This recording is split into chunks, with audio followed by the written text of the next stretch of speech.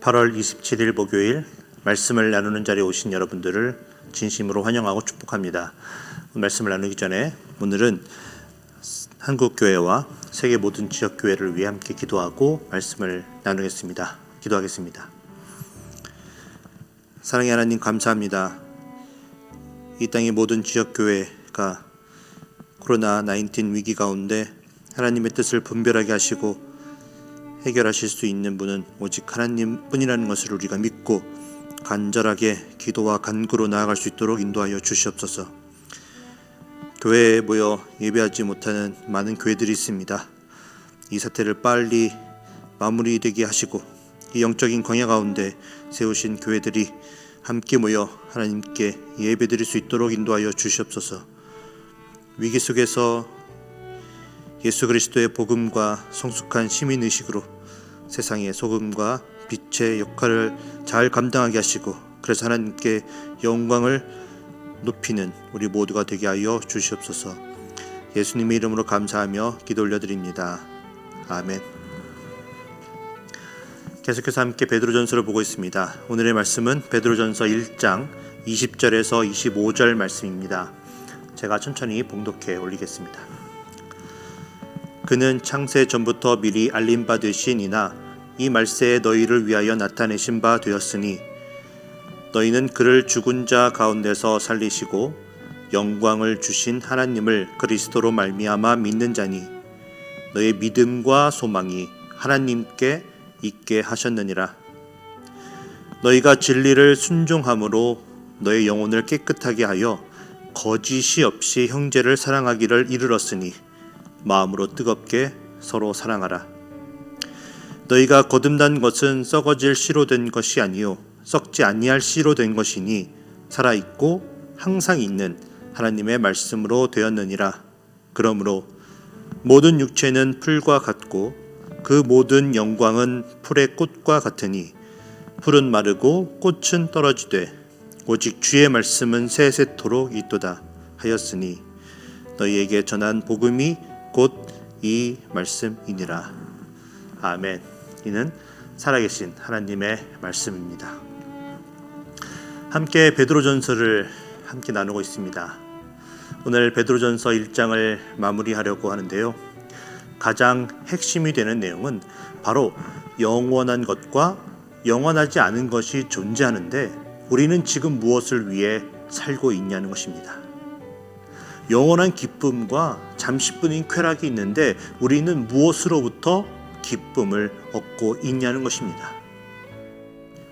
오직 하나님의 말씀만이 태초부터 있었고 지금도 우리를 이끌고 계시며 장차 오실 예수님의 심판까지 이르는 영원히 존재하는 유일한 것임을 우리가 믿어야 되겠습니다. 그 영원한 하나님의 말씀에 순종하며 이 땅에서의 나그네의 삶을 믿음을 지키며 끝까지 하나님이 원하시는 삶을 살았을 때 우리는 저 천국에서의 영원한 삶으로 들려 올라갈 것입니다. 만약 그렇지 않고 썩어질 씨를 우리들의 마음에 심어 썩어지고 더러워지고 쇠하여지는 것만을 우리가 쫓고 그 안에서 잠깐만 누릴 수 있는 기쁨을 맛보며 이 삶을 살아간다면 그 하늘나라의 영원한 삶은 우리들에게 허락되어지지 않을 것입니다. 이것이 우리가 반드시 베드로전서 1장을 통해 깨닫고 알고 믿어야 할 첫 번째 하나님의 말씀입니다. 영원한 것이 존재하는데 하나님의 말씀과 저 하늘나라에서의 영원한 삶입니다. 그럼 베드로전서 1장을 통해 우리가 알아야 하는 두 번째는 무엇일까요? 그것은 어떻게 그 영생을 우리가 얻게 되었냐는 것입니다. 하나님의 말씀을 배워서 알고 그것을 잘 준행하면서 이 땅에서 착하게 사는 것으로 우리의 점수를 쌓으면 저 천국의 소망이 우리의 것이 되는 것일까요? 아니라는 것입니다. 우리가 여러 가지 방법으로 이 영원한 하나님의 말씀과 저 천국에서의 영생에 대해 듣고 알게 되어서 그것을 믿어야 되겠다고 다짐하고 노력을 하면 우리가 되는 것일까요? 아니라는 것입니다. 하늘나라의 영생은 우리의 공로나 노력으로 살 수 있는 것이 아니라 예수님을 우리의 구주로 믿고 죄 없으신 예수님의 보혈의 피로 인해 우리가 죄 사함을 받았다는 사실을 진정으로 믿고 고백하면 값없이 하나님께서 우리에게 주시는 선물이라는 것입니다. 그리고 진정으로 믿고 고백하기 위해서는 성령 하나님의 도우심이 필요한 것이고요. 그런데 놀라운 사실은 이 선물은 사도 베드로전서 1장 2절과 오늘의 본문 20절에서 말씀해 주듯 하나님께서 이미 창세전부터 이 모든 구원의 역사를 계획하셨고 그 뜻대로 이루실 거라는 것입니다. 더욱이 우리가 이 믿음을 잘 간직하고 하나님의 자녀로서 살고자 하면 하나님께서 이 땅에서의 우리의 삶 속에서 우리가 받게 될 고난과 시험으로 인해 우리가 쓰러지지 않도록 이길 만한 넉넉한 믿음과 보호하심을 하나님께서 허락하시겠다는 것입니다. 지난 시간에 베드로전서 1장 10절부터 12절의 말씀을 건너뛰고 말씀을 함께 살펴보았습니다. 그 내용을 지금 잠깐 살펴보면 10절에 이렇게 쓰여져 있습니다. 이 구원에 대하여는 너희에게 임할 은혜를 예언하던 선지자들이 연구하고 부지런히 살펴서 우리가 누리게 된 예수님을 통한 구원의 역사하심은 구약시대의 선지자들이 연구하고 부지런히 살펴보았다고 말해주고 있습니다. 그냥 갑자기 예수님이 우리를 구원하시기 위해 나타난 것이 아니라 이미 예수님을 통한 구원의 역사하심은 예정되어지고 예시되고 있었다는 것입니다. 그러니 우리를 사랑하셔서 그렇게 오래전부터 준비하시고 계획하셨던 하나님의 그 마음이 값지고 소중한 것입니다. 이어서 11절에서 선지자들이 연구하고 부지런히 살펴서 알게 된 것을 이야기해 주는데요. 일단 함께 읽어보겠습니다. 11절입니다. 자기 속에 계신 그리스도의 영이, 여기에서 자기는 선지자들을 말하고 있습니다. 그 받으실 고난과 후에 받으실 영광을 미리 증언하여 누구를 또는 어떠한 때를 지시하시는지 상고하니라.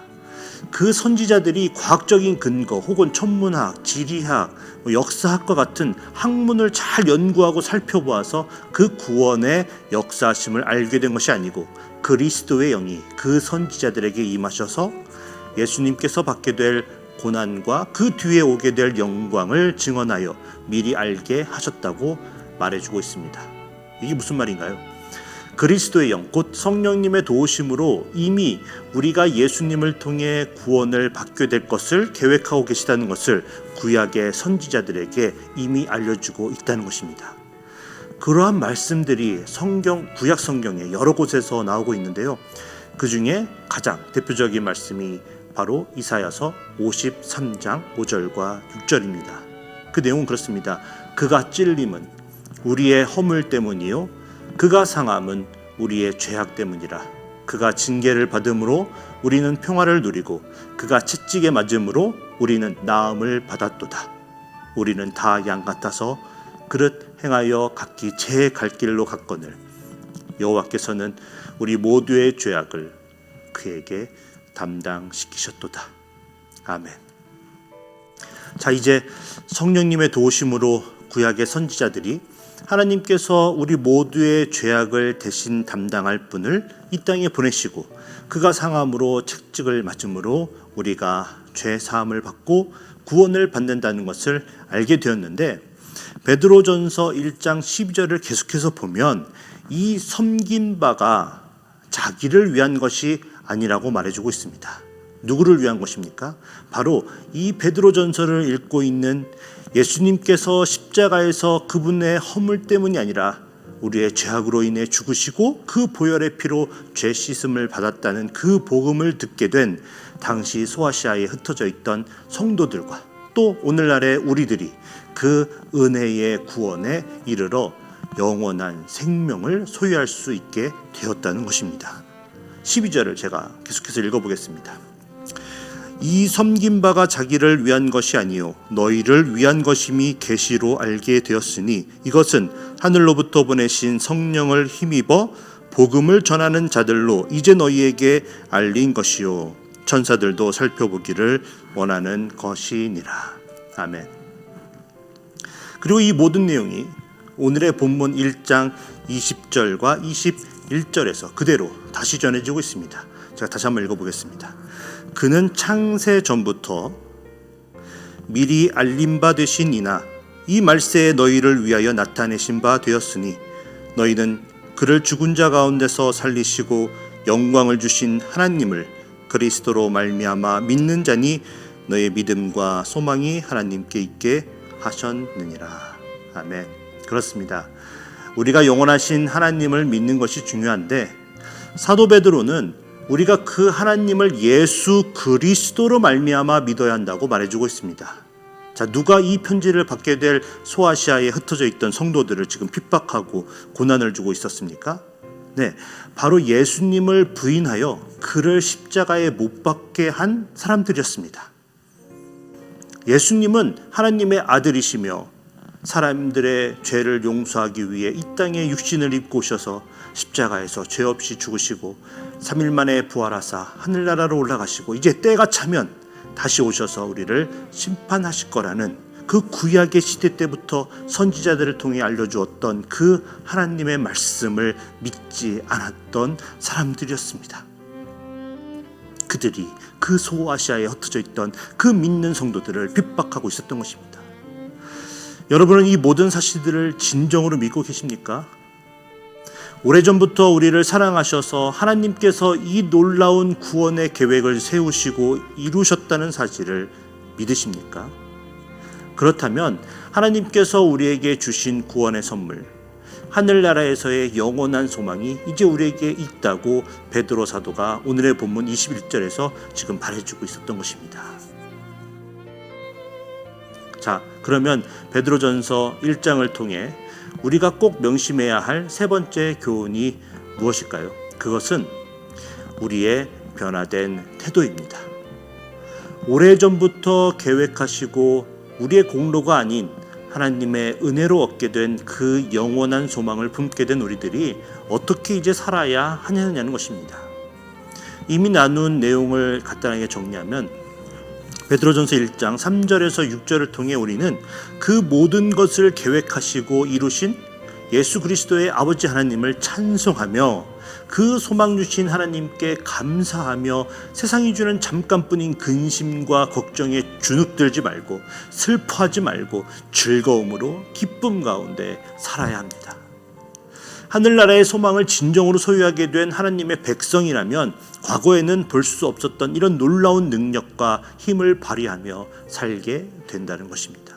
그리고 그렇게 우리가 그 연단들을 이겨냈을 때 우리는 하나님께서 우리를 통해 하실 더 큰 놀라운 일들을 우리를 통해 보게 될 것입니다.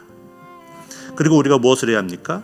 13절에서 19절을 통해 우리가 나누었듯이 우리는 하나님과 함께 동행하며 그 마지막 때의 기쁨 가운데 예수님이 다시 오심을 맞이할 수 있도록 우리의 마음의 허리를 동여매며 과거의 죄악 가운데 허덕이던 모습으로 돌아가지 말고 그 모든 행실을 우리의 모든 행실들을 거룩하게 하여야 한다는 것입니다. 그리고 마지막으로 오늘의 본문 22절에서 말씀해 주듯 거짓이 없이 우리의 형제를 사랑하되 마음으로 뜨겁게 서로 사랑해야 합니다. 여러분, 왜 하나님께서 우리에게 독생자 예수님을 보내주시고 그가 허물 없이 십자가에서 죽기까지 하셨습니까? 우리를 사랑하셨기 때문입니다. 왜 사도 베드로가 이 편지를 소아시아에 흩어져 핍박받고 있는 형제들에게 지금 쓰고 있습니까? 사도 베드로가 그들을 사랑했기 때문입니다. 우리가 왜 우리의 형제들을 사랑해야 합니까? 우리가 그 사랑하는 마음이 있어야 우리가 오늘 듣고 깨닫고 믿게 된 하나님께서 우리를 위해 계획하시고 이루신 하늘나라에서의 영원한 삶을 우리만 누리는 것이 아니라 우리만 그 믿음과 소망을 소유하여 이 모든 어려움을 기쁨 가운데 평안하게 이겨내는 것이 아니라 그 복음을 우리가 사랑하는 형제들에게 우리가 어떠한 상황 속에서도 더 큰 일이 일어나기 전에 반드시 전해야겠다는 마음이 생기게 되기 때문입니다. 사랑하는 마음이 있어야 믿지 않는 우리들의 자녀들에게, 배우자에게, 부모들에게, 그리고 친구들과 직장 동료들에게 이 복음을 전할 수 있게 되기 때문입니다. 그들에게 사랑하는 마음으로 말씀해 주시기 바랍니다. 모든 육체는 풀과 같고 그 모든 영광은 풀의 꽃과 같으니 풀은 마르고 꽃은 떨어지되 오직 주님의 말씀은 세세토록 있다고 말입니다.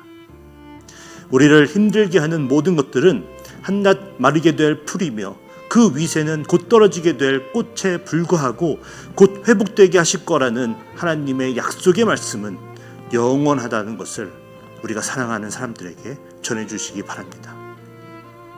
오늘의 본문 1장 24절과 25절을 보면 바로 사도 베드로가 이 이사야서 40장 6절에서 8절의 말씀을 이렇게 가지고 와서 당시 예수님을 믿는 이유 하나로 죽음에 이르는 성도가 있을 정도로 갖은 핍박과 어려움에 빠져 있는 소아시아에 흩어져 있는 성도들을 지금 위로하고 있는 것입니다. 우리들을 핍박하며 어렵게 만드는 저들이 지금은 비록 승리하고 있는 듯하나, 그렇게 보이는 듯하나 그들도 바벨론과 같이 언젠가는 썩어져 없어질 풀과 꽃과 같은 존재들이라는 것입니다.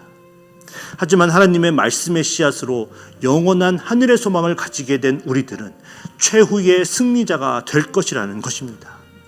바벨론의 포로로 잡혀있던 조상들에게 역사하시고 또 그 말씀을 성취하셨던 하나님의 그 말씀이 지금도 쇠하여지거나 없어지지 않고 영원토록 우리들을 위해 일하고 있다는 것입니다.